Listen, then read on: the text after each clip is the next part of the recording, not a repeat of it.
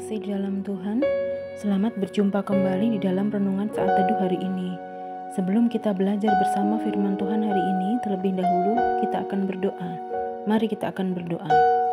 Bapa kami yang terkasih di dalam nama Tuhan kami, Yesus Kristus, kami kembalikan hadirat-Mu ya Bapa. Kami bersyukur atas perlindungan-Mu kepada kami semua dan atas anugerah-Mu yang selalu baru tiap hari dalam hidup kami. Bapa, bila sebentar kami akan belajar akan firman-Mu hari ini, bimbing dan pimpin kami semua ya Bapa, untuk kami tetap berjalan pada kebenaran-Mu dan tidak menjadi lemah dalam segala kegagalan. Engkau tidak pernah mengecewakan kami Bapa dan tidak pernah meninggalkan kami sedikit pun. Engkau selalu berada di dekat kami. Terima kasih Bapa atas segala kebaikan-Mu untuk kami. Kami serahkan waktu ini ke dalam tangan-Mu Bapa, biarlah Engkau sendiri yang memimpin waktu ini. Hanya di dalam nama Tuhan kami Yesus Kristus kami telah berdoa dan mengucap puji dan syukur. Haleluya. Amin.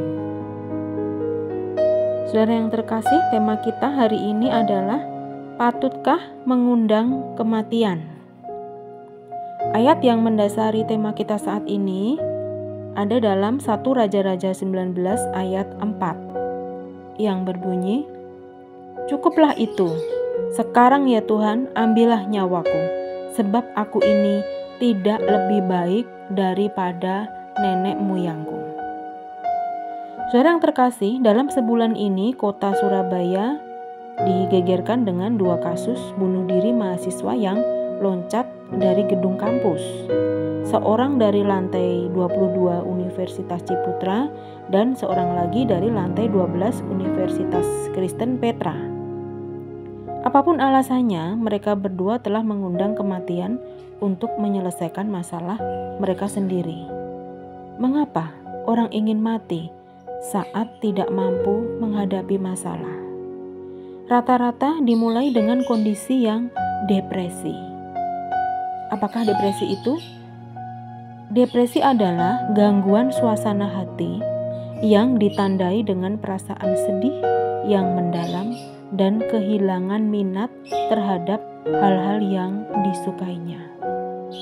Depresi tidak terjadi karena 1-2 hari bersedih. Perasaan itu sudah ada sebelumnya dan mencapai puncaknya karena mereka merasa putus harapan saat itu. Depresi dapat datang kepada siapapun, bahkan orang yang paling rohani sekalipun.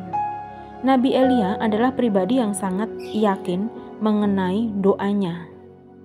Dalam surat Yakobus, Elia menulis bahwa dia adalah orang biasa, namun sungguh-sungguh dia berdoa dan terjadilah apa yang didoakannya.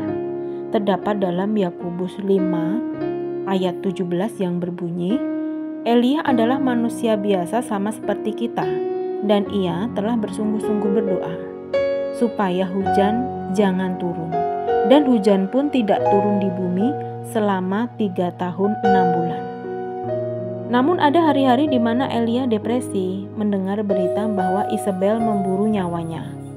Ia baru saja melakukan kegerakan rohani yang besar di Bukit Karmel dengan mujizat api turun dari langit membakar korban bakaran.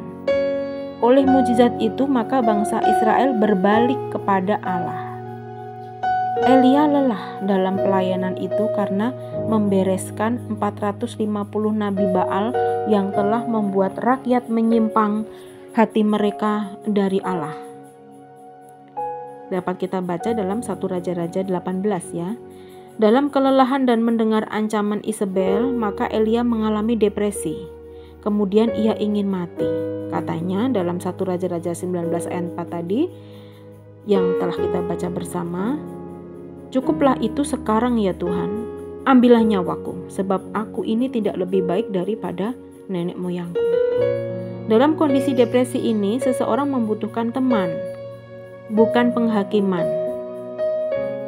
"Hai, di mana imanmu?" Atau "Mengapa tidak datang pada Allah dan berdoa?"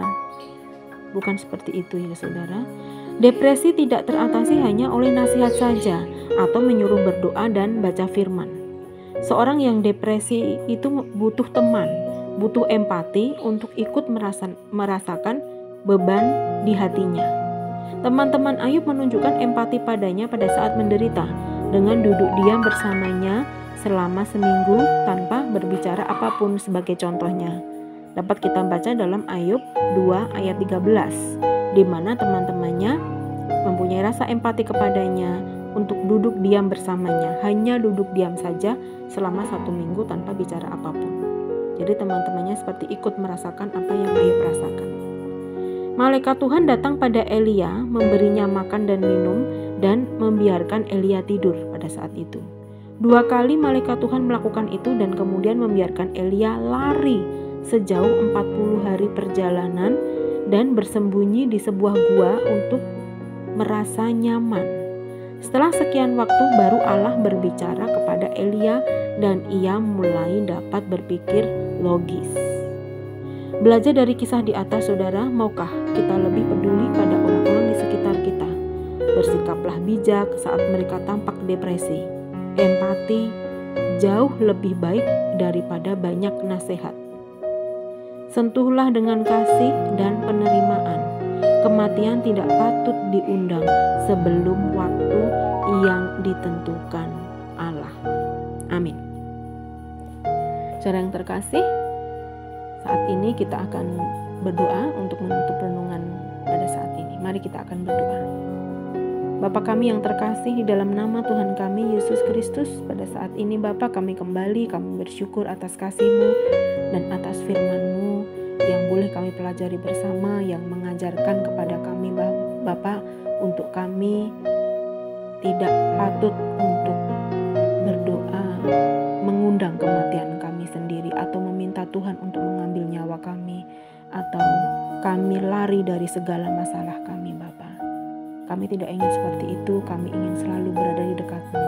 Terlebih Bapa, apabila kami tahu ada saudara, ada teman kami, ada tetangga kami yang mereka mengalami depresi, ajarkan kami untuk kami dapat mendekati mereka Bapa. Kami mempunyai rasa empati yang tinggi kepada mereka untuk kami dapat memberikan kasih kepada mereka supaya mereka tidak merasa sendiri. Terima kasih Bapa, mampukan kami semua untuk menjadi anak-anak-Mu yang kuat di dalam menghadapi cobaan di dunia ini, dan kami tidak akan mengalami depresi. Terima kasih Bapa, jangan biarkan hal itu terjadi pada kita semua, anak-anak-Mu ini. Terima kasih Bapa, sertai hidup kami, sertai perjalanan hidup kami, lindungilah kami semua, berkati kami. Bapa, pertemukan kami dalam renungan saat teduh selanjutnya Bapa, kiranya Engkau senantiasa dan selalu hadir. Hanya di dalam nama Tuhan kami Yesus Kristus kami telah berdoa dan mengucap puji dan syukur. Haleluya. Amin. Puji Tuhan saudara, kita telah belajar bersama firman Tuhan hari ini. Kiranya kasih dan berkat Tuhan dapat tercurah untuk kita semua. Selamat bertemu kembali di dalam renungan saat teduh selanjutnya. Tuhan Yesus memberkati.